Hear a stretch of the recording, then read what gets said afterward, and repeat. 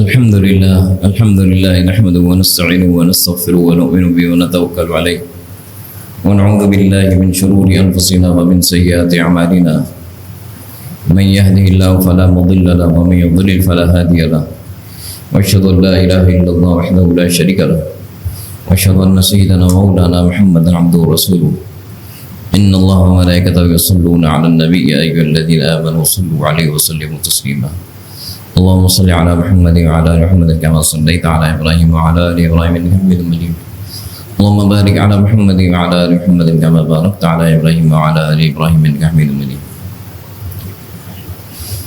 محترم حضرات، یہ آیت نمبر 189 ہے سورۃ البقرہ کی. اللہ تعالیٰ ارشاد فرما رہے ہیں یسألونک عن الأہلہ قل هی مواقیت للناس بالحج. لوگوں نے آپ صلی اللہ علیہ وسلم سے چاند کے بارے میں سوال کیا کہ چاند بڑھتا ہے اور گھٹتا ہے، یہ کیوں بڑھتا ہے اور کیوں گھٹتا ہے؟ تو اس کا جواب دیا گیا ہی مواقیت للناس بالحج، یہ لوگوں کی اوقات معلوم کرنے کا ذریعہ ہے اور حج کو معلوم کرنے کا ذریعہ ہے.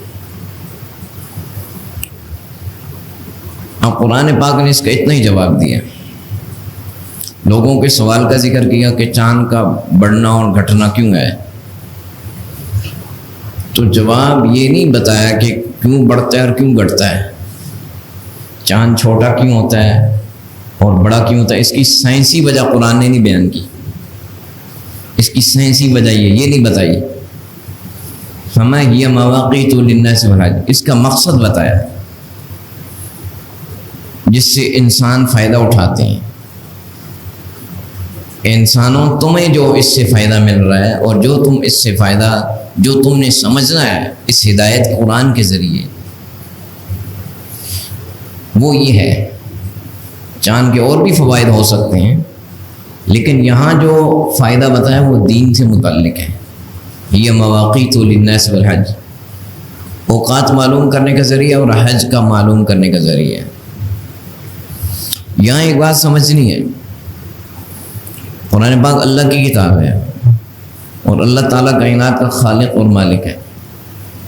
جتنے کائنات کے راز ہیں اس کے علم میں ہیں، لیکن چاند بڑھنے اور گھٹنے کا کوئی راز نہیں بتایا کہ اس کے پیچھے وجہ کیا ہے یا اس کی سائنسی وجہ کیا ہے، اس وجہ سے بڑھتا ہے اس وجہ سے گھٹتا ہے. حالانکہ یہ اللہ کی کتاب ہے اور اللہ چاند کا بھی خالق ہے اور چاند کا بڑھنا اور گھٹنا اسی کے حکم سے ہے. اب لوگ سائنس سے چیزیں سمجھ رہے ہیں یا نہیں سمجھ رہے، لیکن قرآن نے جو بات بتائی وہ یہ بتائی ہے کہ تمہارے حج اور اوقات کو معلوم کرنے کا ذریعہ ہے. اس قرآن کے جواب سے بات سمجھنی ہے. اللہ کے رسول صلی اللہ علیہ وسلم آپ کی جو بعثت ہوئی ہے، آپ جو بھیجے گئے ہیں، وہ سائنسی راز بتانے کے لیے نہیں، کائنات کے راز بتانے کے لیے نہیں آپ کو بھیجا گیا، آپ کو لوگوں کی ہدایت کے لیے بھیجا گیا. نبی کو بھیجنے کا مقصد، رسول کو بھیجنے کا مقصد لوگوں کی ہدایت ہوتی. یہاں ہدایت ہے، لوگ اپنی کامیابی کا راستہ اپنائیں اور ناکامی کے راستے سے بچیں. باقی جو چیزیں ہیں وہ انسان خود معلوم کرتا رہے، کرتا ہے جس چیز کا اس کو فائدہ ہے، نفع والا علم ہے، وہ حاصل کرتا رہے، دریافت کرتا رہے، تلاش کرتا رہے. انسان کو کہا ہے تلاش کر لو، لیکن وہ علم حاصل کرو جس میں تمہیں نفع ہو. لیکن قرآن نے اس کا یہ جواب نہیں دیا کہ چاند اس لیے بڑھتا ہے اس لیے گھٹتا ہے، بلکہ جس میں تمہارا فائدہ وہ بتایا ہے کہ تمہیں اوقات معلوم ہوتے ہیں اور حج کا وقت معلوم ہوتا ہے. اس سے بات معلوم ہوئی کہ دین کو ہم نے ہدایت سمجھ کے پڑھنا ہے. دین میں ہدایت ہے، قرآن میں ہدایت ہے. دوسرے لفظوں میں یہ سمجھیں کہ قرآن پاک کوئی سائنسی کتاب نہیں ہے، قرآن پاک ہدایت کی کتاب. انسانوں کو اس میں وہ باتیں بتائی ہیں جس میں انسان دنیا کی زندگی کامیابی سے گزار سکتا ہے، آخرت میں کامیاب ہو سکتا ہے اور اللہ کو راضی کر سکتا ہے۔ باقی سائنس حاصل کرنا انسان کو اختیار دیا ہے، تمہیں اگر اس میں فائدہ ہے تو حاصل کرو، تلاش کرو، جستجو کرو، کوشش کرو، لیکن یہ جواب رب العالمین کی طرف سے ہے جو چاند کا خالق ہے۔ اس نے یہ نہیں بتایا کہ چاند میں اس لیے گھٹاتا بڑھاتا ہوں، اس کا راز یہ ہے، بلکہ تمہیں فائدہ یہ ہے یہ بتایا، کیونکہ اس میں ہدایت کے ساتھ تعلق تھا۔ اس لیے قرآن پاک کو سائنسی کتاب سمجھ کے نہیں پڑھنا، ہدایت کی کتاب سمجھ کے پڑھنا۔ البتہ یہ ہے کہ کیونکہ اس خلاق العلیم اس کی کتاب ہے، اس کا علم ہے، اس میں کچھ راز انسانوں کو مل جاتے ہیں، اس کے ذیل میں مل جاتے ہیں۔ مقصد سائنس بتانا نہیں ہے، کچھ راز مل جاتے ہیں انسانوں کو، لیکن مقصد ہدایت ہے۔ اس لیے یہاں وہ سائنس کی کوئی بات نہیں بتائی، صرف بتایا کہ تمہیں فائدہ اس میں ہے، اس کا جو فائدہ ہدایت سے متعلق ہے، اس کے اور بھی فائدے ہو سکتے ہیں لیکن وہ نہیں ذکر کیے ہیں۔ میں تم نے اس سے اوقات معلوم کرنے، اس کا تعلق ہدایت کے ساتھ ہے۔ اب یہ مواقیت للناس والحج، لوگوں کے اوقات معلوم کرنا اور حج کو معلوم کرنا۔ دین کے جتنے احکامات ہیں ان میں گنتی اور مہینے کا شمار چاند کے حساب سے رکھا گیا، شمسی حساب سورج کے حساب سے نہیں رکھا گیا، سورج کے حساب سے نہیں رکھا گیا، چاند کے حساب سے رکھا گیا۔ وجہ کیا ہے کہ سورج کے حساب سے تاریخ کو معلوم کرنا لوگوں کے لیے مشکل ہے، ہر آدمی نہیں معلوم کر سکتا۔ سورج کے حساب سے اگر آپ نے تاریخ معلوم کرنی ہے، اس کے لیے آپ کو کیلنڈر ہونا چاہیے، کیلنڈر ٹھیک ہونا چاہیے، پھر ہر سال کا کیلنڈر بنتا ہے، وہ آپ کو ہونا چاہیے۔ ہر بندہ کہاں کیلنڈر پا لیتا ہے؟ یہ جو اللہ تعالیٰ نے جو احکامات کا دار و مدار چاند پہ رکھا ہے، یہ آسانی کر دی ہے، ہر بندہ سمجھتا ہے۔ صدیوں سے لوگ احکامات کو چاند سے معلوم کرتے آ رہے ہیں، کیلنڈر اب عام ہوئے ہیں اور اب بھی ہر بندے کی پہنچ نہیں۔ اب بھی جو لوگ دور اوپر پہاڑوں میں رہتے ہیں، وہ کوہستان کے پہاڑوں میں اور اوپر رہتے ہیں، جہاں سے ان کو نیچے اترتے ہوئے بڑا ٹائم لگتا ہے، وہیں زندگی گزارتے ہیں، وہ کہاں کیلنڈر ان تک پہنچتا ہے۔ وہ چاند کو دیکھتے ہیں، سمجھتے ہیں، ریگستانوں میں جو رہتے ہیں چاند کو سمجھتے ہیں، جنگلات میں رہتے ہیں چاند کو سمجھتے ہیں۔ اب چونکہ لوگوں نے چاند دیکھنا چھوڑ دیا تو لوگوں کو چاند سمجھ میں نہیں آتا، لیکن صدیوں تک لوگ چاند ہی دیکھتے تھے اور چاند دیکھ کے تاریخ متعین کر دیتے تھے کہ اتنی تاریخ ہے، اتنی تاریخ، ہر آدمی کے لیے آسان ہے۔ اس لیے دین نے جو احکامات ہیں وہ چاند پہ رکھے ہیں، ہر ان پڑھ آدمی بھی چاند دیکھ کے اندازہ کر لیتا ہے، پتہ کر لیتا ہے چاند کی اتنی تاریخ ہے، اتنی تاریخ ہے، اتنی تاریخ ہے، تاریخیں بھی پتہ چل جاتی ہیں اور پورا اندازہ ہوتا ہے۔ اس لیے حج بھی چاند پہ رکھا، رمضان بھی چاند پہ رکھا، اعتکاف بھی چاند پہ رکھا، اور اسی طرح عورت کی عدت کا جو شمار ہے وہ بھی چاند کے حساب سے ہے۔ تو احکامات جتنے ہیں ان کی گنتی چاند کے حساب سے رکھی ہے، یہ اس میں لوگوں کے لیے آسانی ہے۔ آگے ایک بات کا ذکر کیا، ایک غلط رسم تھی اس کا ذکر کیا۔ عرب میں لوگ یہ کرتے تھے کہ جب حج کا احرام باندھتے تھے، حج کا احرام باندھ کے نکلتے تھے اور پھر دوبارہ ان کو گھر کسی ضرورت سے آنا پڑتا تھا تو گھر میں دروازے سے داخل نہیں ہوتے تھے۔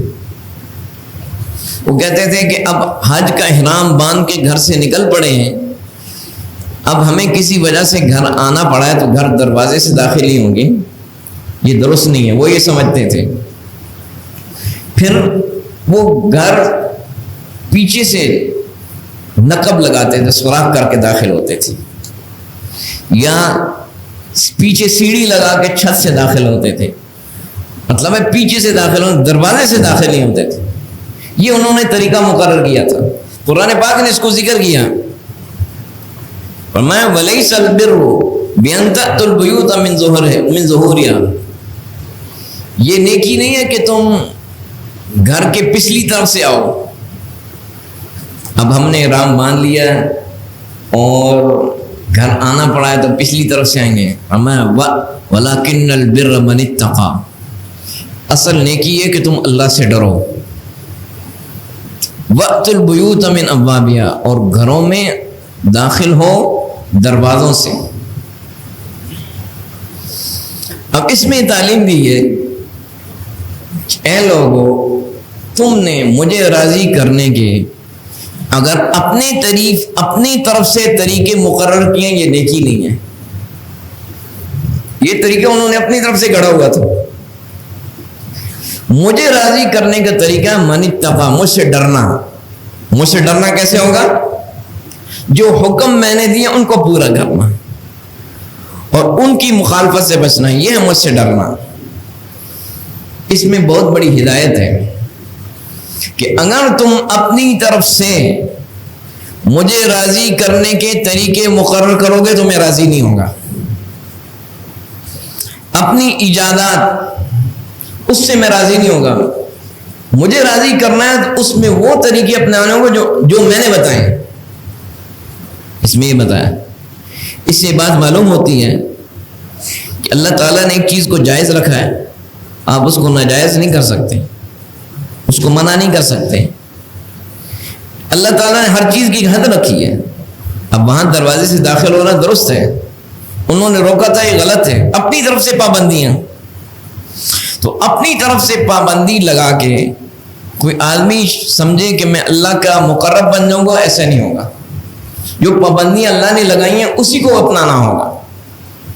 اس کا مطلب یہ بھی سمجھنا ہے، ہم اگر اپنی طرف سے کسی دین کے یا نیکی کے کام میں پابندیاں لگائیں گے اور اس کو اپنائیں گے اور سمجھیں گے کہ یہ نیکی کا کام ہے، وہ نیکی نہیں ہوگی، وہ بدعت ہوگی۔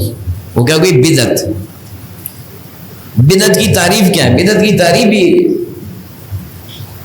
بدعت وہی کام ہوتا ہے جو آدمی نیکی سمجھتا ہے، لیکن اس کے انسان یا تو اس کام کی شریعت میں دلیل نہیں ہوتی، یا اس کی جو پابندیاں انسان نے لگائی اس کی شریعت میں دلیل نہیں ہوتی، خود سے لگائی ہیں، اس کا نام بدعت ہے۔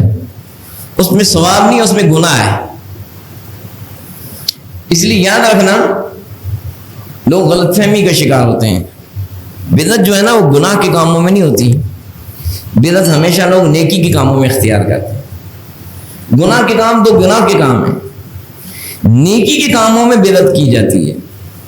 بدعت کا مطلب وہ نیا طریقہ اپنی طرف سے وضع کرنا جس کی شریعت میں دلیل نہیں، جو اللہ کے رسول صلی اللہ علیہ وسلم نے نہیں کیا، صحابہ نے نہیں کیا، اپنی طرف سے مقرر کر دیا، شریعت میں اس کی دلیل نہیں، وہ بدعت ہے۔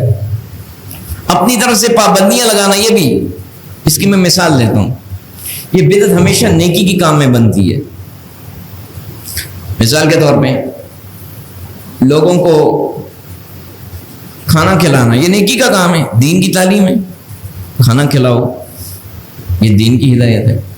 اب ایک آدمی کہتا ہے، اپنے شاگردوں کو کہتا ہے کہ ہر مہینے کی تیسری تاریخ کو، چاند کی تیسری تاریخ کو ایک دیگ پکا کے غریبوں میں تقسیم کیا کرو، اور اس کی پابندی کرو، اس کا ثواب ہے۔ اب کھانا کھلانا تو نیکی کا کام ہے، لیکن اس نے کیا پابندی کر دی؟ مہینے کی تیسری تاریخ، مہینے کی تیسری تاریخ دیگ پکا کے کھلاؤ لوگوں کو۔ اب اس کے جتنے شاگرد ہیں یا اس کے جتنے مرید ہیں، اس نے یہ طریقہ اختیار کیا کہ مہینے کی تیسری تاریخ کو دیگ پکا کے کھلائیں لوگوں کو۔ یہ پابندی انہوں نے خود لگائی۔ اب کھانا کھلانا نیکی کا کام ہے، لیکن انہوں نے پابندی لگائی کہ نہیں اب مہینے کی تیسری تاریخ آ گئی ہے، اب ہمیں دیگ پکانی ہے، چوتھی تاریخ پکائیں گے تو وہ ثواب نہیں ہوگا، یا دیگ نہیں پکائیں گے تو ہمیں گناہ ہو جائے گا، اس دفعہ گناہ ہوگا، اس دفعہ ہم نے دیگ نہیں پکائی۔ اب یہ کیا ہے؟ پابندی اپنی طرف سے لگائی ہے، اس کو نیکی سمجھنے ہیں، جبکہ دین میں اس میں کوئی پابندی نہیں ہے۔ تو اس میں نیکی کے کام میں پابندی اپنی طرف سے لگانا، اس کو دین سمجھنا، اس کا نام بدعت ہے۔ جتنے کام ہیں لوگوں نے اپنی طرف سے پابندیاں لگائی ہیں، جبکہ اللہ کے رسول صلی اللہ علیہ وسلم یا صحابہ نے اس میں کوئی پابندی نہیں لگائی، ہم نے پابندی مقرر کر دی ہے اور اس پابندی کو ہم دین یا نیکی سمجھ رہے ہیں، اس کا نام بدعت ہے۔ اس کو سمجھیں گے تو یہ بدعت۔ اب مثال کے طور پہ نفل پڑھنا نیکی کا کام ہے، اب جتنے بھی پڑھیں اچھی بات ہے، لیکن ایک استاد اپنے شاگردوں کو گئے کہ جمعے کی نماز پڑھ کے 20 نفل پڑھا کرو، اس میں تمہیں بڑا ثواب ہوگا۔ اب جمعے کی نماز پڑھ کے 20 نفل پڑھنا، اس کا کوئی ثبوت نہیں ہے حدیث سے۔ ہاں جمعے کی اپنی جو نماز ہے سنت وغیرہ وہ ایک اپنی ترتیب ہے، لیکن وہ کہتا ہے کہ جمعے کے بعد 20 نفل پڑھا کرو۔ اب اس کے سارے شاگردوں نے شروع کر دیا، اب شاگردوں کی اولادوں نے بھی شروع کر دیا، یا 3 صدیوں سے یہ چل رہا ہے۔ وہ جتنے استاد کے شاگرد ہیں، اس کے اولاد ہیں، اس کے شاگرد ہیں، وہ 3 صدیوں سے یہ ہو رہا ہے کہ جمعے کے بعد 20 نفل پڑھتے ہیں اور سمجھتے ہیں کہ یہ نیکی کا کام ہے۔ تو انہوں نے ایک نیکی کے کام میں پابندی اپنی طرف سے لگا لی، اس کا نام بدعت ہے۔ تو نیکی کے کام میں اپنی طرف سے کوئی شرط مقرر کرنا یا اپنی طرف سے پابندی لگانا، اس کا نام بدعت ہے۔ اس سے وہ نیکی ضائع ہوتی ہے۔ اس نیکی کو جب سنت کے مطابق کریں گے تو یہ ہے۔ اگر یہ بدعت کی تعریف سمجھ لی تو پھر آپ کو بہت ساری چیزیں سمجھ میں آ جائیں گی۔ ہم نے دین میں کئی پابندیاں یا کئی چیزوں کے ہم پابند ہو گئے، نیکی کے کام کے ہم نے اپنی طرف سے طریقے مقرر کیے ہوئے ہیں، جبکہ اس کا اللہ کے رسول صلی اللہ علیہ وسلم نے حکم نہیں دیا، صحابہ نے نہیں اپنایا، وہ پھر بدعت ہو گئے۔ اس لیے یہاں پہ فرمایا کہ تم نے یہ نیکی کا جو طریقہ اپنی طرف سے مقرر کیا ہے کہ احرام باندھنے کے بعد تم گھر سے نکلو اور دوبارہ گھر آنا پڑے تو دروازے سے داخل نہیں ہوتے، پیچھے سے نقب لگا کے آتے ہو، یہ اس میں کوئی نیکی نہیں ہے۔ نیکی میرا حکم ماننا ہے، نیکی ہے کہ گھر میں دروازے سے داخل ہو۔ دوسری بات اس آیت سے سمجھنی ہے، فرمایا گھروں میں دروازوں سے داخل ہو۔ قرآن پاک اللہ کا کلام ہے، اس میں بڑی جامعیت ہے۔ اس کا ایک مطلب یہ بھی ہے ہر کام کو اس کے ڈھنگ سے کرو، ہر کام کو اس کے طریقے سے کرو۔ اگر اللہ تعالیٰ نے اس میں پابندی نہیں لگائی تو پھر اس کا جو طریقہ ہے اسی طریقے سے کرو۔ ہر کام کو ڈھنگ سے کرنا۔ گھر میں داخل ہونے کا ڈھنگ کیا ہے؟ دروازے سے داخل ہوا جائے، کسی اور راستے سے داخل ہوں گے، یہ بے ڈھنگا طریقہ ہے۔ اس میں تعلیم ہے وَأْتُوا الْبُيُوتَ مِنْ أَبْوَابِهَا، گھروں میں دروازوں سے داخل ہو، یعنی ہر کام کو اس کے طریقے سے کرو۔ یہ دین کی تعلیم ہے، ہر کام کو اس طریقے سے کیا جائے، یہ دین نے سکھایا ہے۔ دین نے انسان کو ڈھنگ کی زندگی سکھائی ہے، بے ڈھنگی زندگی دین نہیں ہے۔ لوگ سمجھتے ہیں نماز روزہ کر لیا، باقی زندگی بے ڈھنگی گزاری تو یہ دین ہے، نہیں۔ ہر کام ڈھنگ سے کرنا یہ دین ہے، اس کا جو طریقہ ہے، بشرطے کہ وہ طریقہ شریعت کے خلاف نہ ہو، یہ ضروری ہے۔ ہر کام کو اس طریقے سے کرنا، ہر کام کو ڈھنگ سے کرنا، ہر کام کا ایک اصول ہے، اس کے مطابق کرنا۔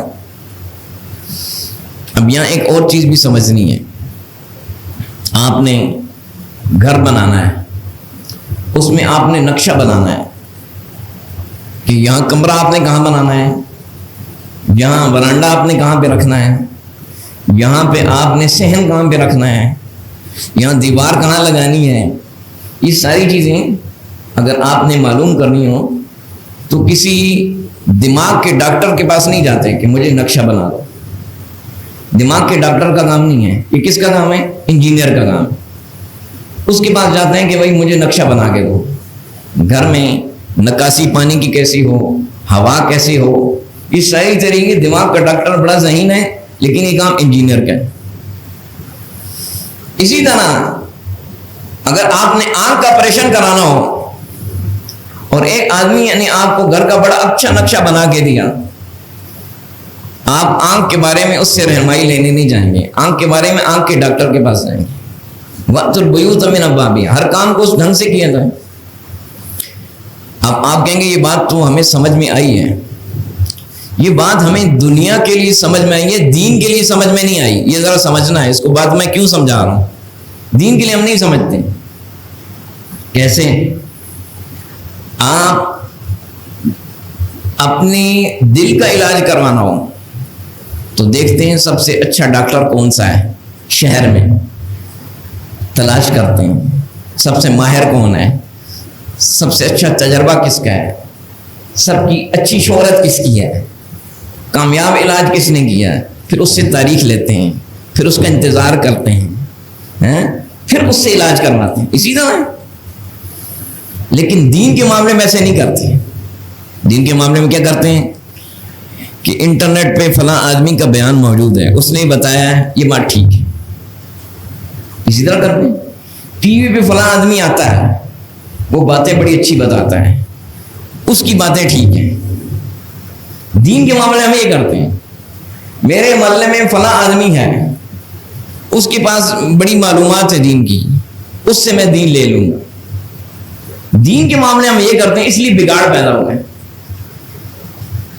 اور یاد رکھیں انٹرنیٹ میں آج سائنس کی بھی معلومات ہیں. اگر بیمار ہوتا ہے نا کوئی آدمی، اس کو انٹرنیٹ اچھی طرح استعمال کرنا آتا ہے، اور اس کو میڈیکل کی بھی کچھ اصطلاحات آتی ہیں، وہ نیٹ پہ جائے گا، سرچ کرے گا، بیماری بھی آ جائے گی، اس کے اسباب بھی آ جائیں گے، اس کا علاج بھی آ جائے گا، موجود ہے. لیکن کوئی عقل مند آدمی انٹرنیٹ پہ بیماری کے اسباب، اس کا علاج اور اپنی تشخیص کر کے دوائی نہیں لے گا.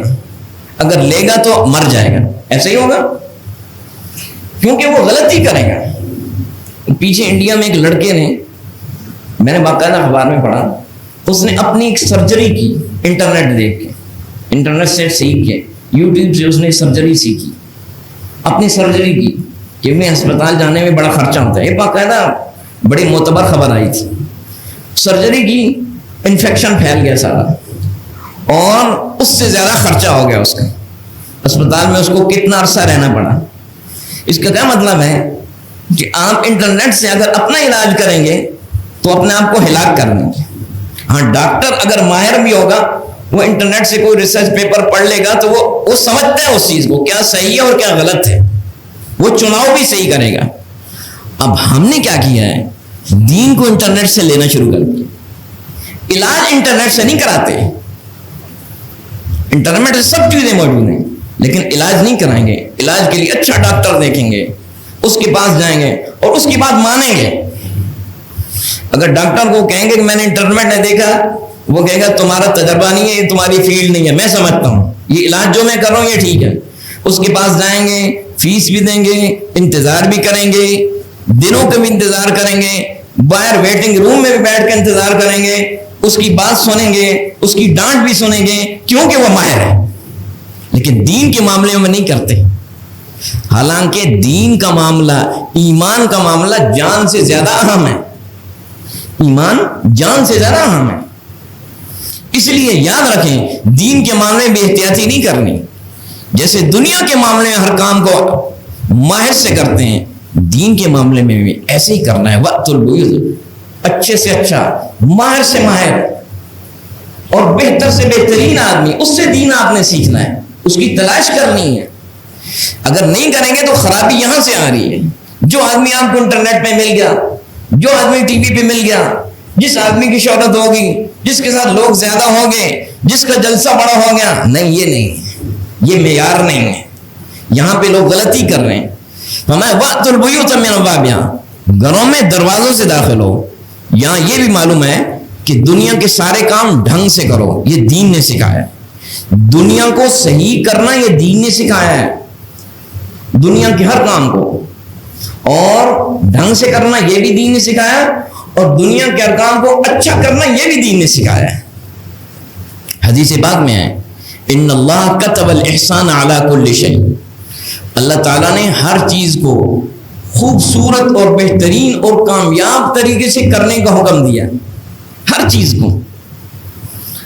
تو ایک بات، ہر چیز کو ڈھنگ سے کریں، دوسرا ہر کام کو اچھے انداز سے کریں، یہ دین ہے۔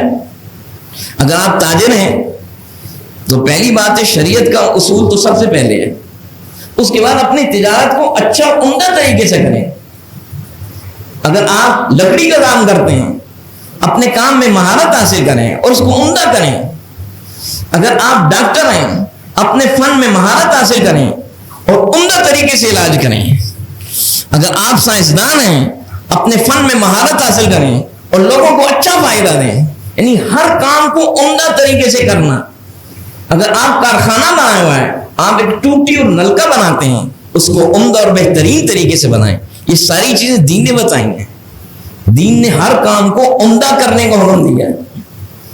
اللہ تعالیٰ کا خود اللہ نے فرمایا صنع اللہ الذی اتقن کل شیء، اللہ تعالیٰ نے ہر چیز کو بہت مضبوط بنایا۔ اللہ کی بنائی چیزیں بڑی مضبوط ہیں، اس میں بڑی گہرائیاں ہیں، بڑی باریکیاں ہیں اور بڑی پختگیاں ہیں اس نظام میں۔ میں دیکھو انسانوں تم بھی اپنے کاموں کو اچھا کرو، عمدہ کرو۔ تو یاد رکھو یہاں پہ یہ بات سمجھ میں آئی ہے کہ دنیا کو صحیح کرنا یہ بھی دین کی تعلیم ہے، اور دنیا کو اچھے طریقے سے کرنا یہ بھی دین کی تعلیم ہے۔ اور یاد رکھنا یہ مسلمانوں نے کیا ہے۔ مسلمان جب دین پر صحیح تھے انہوں نے دنیا کو صحیح کیا۔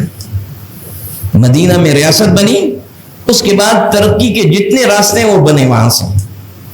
اس کے بعد یورپ میں اس وقت اندھیرا تھا، اس زمانے میں ان کو کچھ بھی نہیں پتا تھا۔ بغداد میں سب سے پہلے اسپتال بنا، مسلمانوں کی جب حکومت، اسپتال بنا، بسترے بنے، انتظامات ہوئے، یہ ساری چیزیں۔ پھر قرطبہ ایک بہت بڑا ایک شہر آباد کیا مسلمانوں نے، ترقی یافتہ۔ دنیا کی ترقیاں مسلمانوں نے شروع کی ہیں۔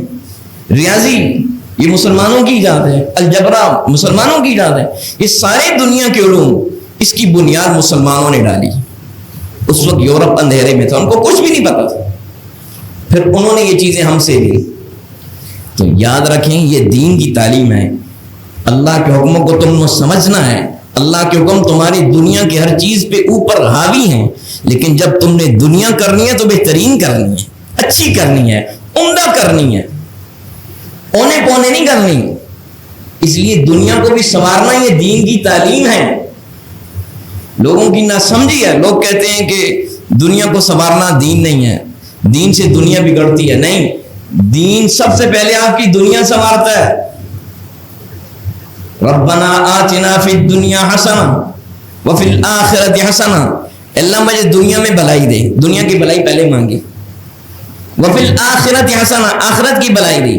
دنیا میں بھلائی ہوگی تو پھر آخرت کی تیاری بھی ادھر سے ہوگی، اور دنیا بگڑی ہوگی اور پھر اللہ کو بھی بھول جائے گا، فقر و تنگی میں آئے گا تو پھر دین کو بھی چھوڑ دے گا۔ دنیا کی بھی بھلائی دی، آخرت کی بھی بھلائی دی۔ اس لیے وَاتَّقُوا اللَّهَ لَعَلَّكُمْ تُفْلِحُونَ، اللہ سے ڈرو تاکہ تم فلاح پاؤ، یعنی اللہ سے ڈرنے میں دنیا بھی کامیاب، آخرت بھی کامیاب۔